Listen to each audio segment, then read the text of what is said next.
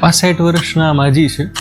માજીને લાંબા સમયથી બીપીની બીમારી હતી. ક્યારેક ને ક્યારેક માથું દુખાવું થઈ જતો, એમ છતાં પણ વારંવાર ના પાડતા કે ના મારે દવા નથી લેવી.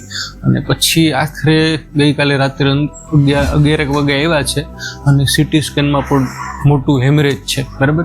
અને એ હેમરેજના લીધે એટલી ભાનવસ્થા ખરાબ કે એને વેન્ટિલેટર ઉપર તરત ઇમરજન્સીમાં જ લેવા પડ્યા. અત્યારે દર્દી વેન્ટિલેટર ઉપર છે અને મગજને સોજો ઓછો કરવા માટેના ઇન્જેક્શનને આપણે આપેલા છે કે જેના લીધે મગજ પર દબાણ ઓછું થઈ શકે.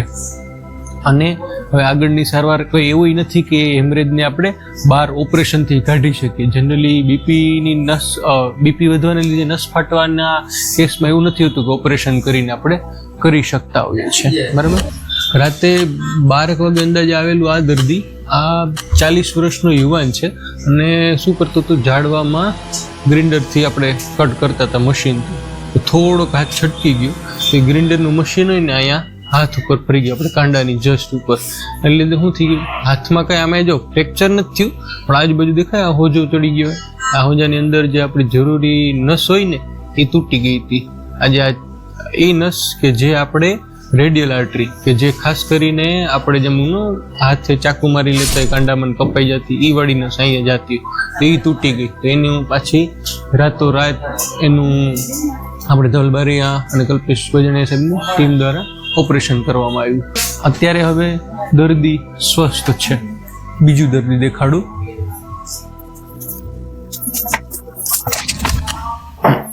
આ દર્દીનો કેસ કંઈક એવો છે કે એને લાંબા સમયથી હાર્ટનો પ્રોબ્લેમ છે.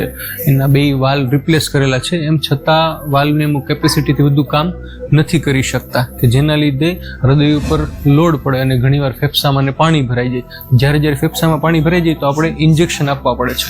તો રાતે જ્યારે 1 વાગે અંદાજે આવ્યા ત્યારે ખૂબ જ શ્વાસ ચડતો હતો, બરાબર. Oxygen level 60-70%. તમે એક્સરેમાં જુઓ ને, એક્સરેમાં તમે જુઓ ને તો આ દેખાય છે, આખું પાણી ભરાઈ ગયા છે. આ જે છે ને બધું ફેફસામાં પાણી ભરાઈ ગયા. અમારી ભાષામાં પલ્મોનરી ઇડીમા કહેવાય. એ જ્યારે અમારી પાસે આવ્યા ત્યારે 60-70% ઓક્સિજન શ્વાસ ખૂબ ચડતો હતો.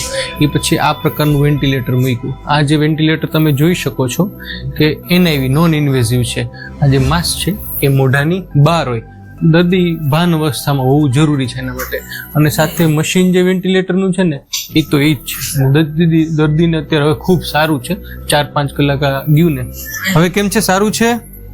આમ કરો જો સારું લાગતું હોય તો વેરી ગુડ, સારું. આ કન્ટિન્યુ રાખજો બને એટલું, બરાબર. 1-2 દિવસ આ ચાલુ રાખશું ને એટલે ફેફસામાં જે આપણો હોજો છે ને આખો હજી ઓછો થઈ જશે. જે એક્સરેમાં હતો ને પાણી સાફ થઈ જશે. અને સાથે એને બીજી દવાઈઓ આપવામાં આવે જે અમારી ભાષામાં ડાયરેટિક્સ કહેવાય કે જેના લીધે એને ફેફસામાંથી પાણી જે છે પેશાબ માટે વધુ ને વધુ બહાર નીકળે. 2 દિવસમાં તો એકદમ સાવ નોર્મલ થઈ જશે. પછી નોર્મલ ઓક્સિજન ને પછી એ પણ બહાર આવી જશે, બરાબર. હજી દેખાડું તમને.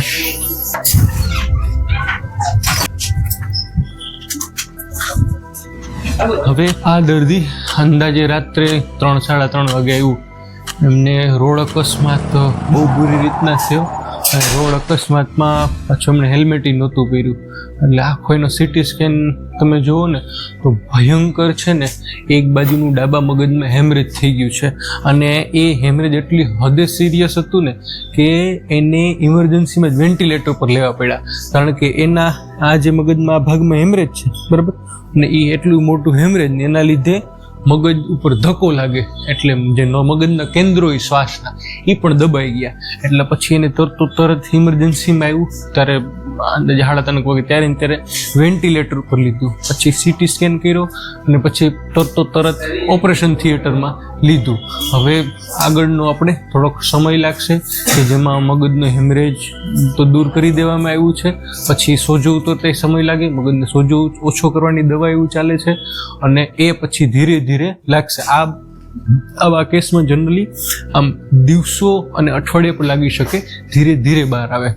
સ્ટાર્ટિંગમાં અમે વેન્ટિલેટર રાખીએ, જે ધીરે ધીરે વેન્ટિલેટર ઓછું કરીએ, પછી નળી કાઢીએ, અથવા તો અમુક કેસમાં જરૂર પડે અમે ગળામાં પણ નળી નાખતા હોય છે.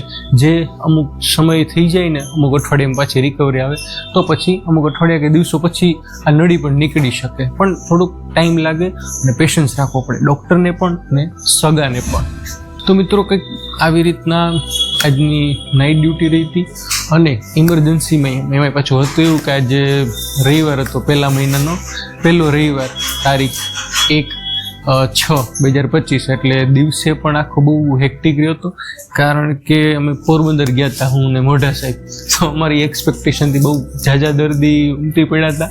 નેક્સ્ટ ટાઈમ કંઈક વહેલું જવું જોશે, બરાબર. ન્યાય હમાતા નહોતા પેશન્ટ ને બધાય, એટલે કે સાહેબ અમે તમારો વિડીયો જોયો ને પહોંચી ગયા, કારણ કે રાજકોટ જેને નહોતું પહોંચાતું એ પોરબંદર ઘણા બધી આવી ગયા હતા, એટલે એ લોકોને થોડુંક સુવિધાઓ અને સરળતા રહે, બરાબર.